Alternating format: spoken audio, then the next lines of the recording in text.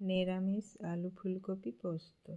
কড়াইতে সরষের তেল, শুকনো লঙ্কা, পাঁচফোড়ন, কেটে ধুয়ে রাখা আলু ফুলকপি, আন্দাজ মতো নুন দিয়ে 4-5 মিনিট আলু ফুলকপিটা ভেজে নেব।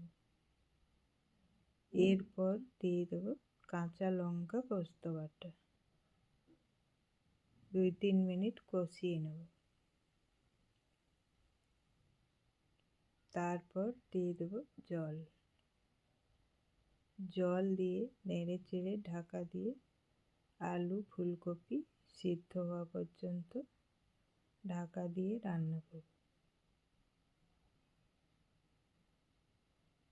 জল একটু শুকিয়ে এলেই মাখো মাখো করে নামিয়ে নেব।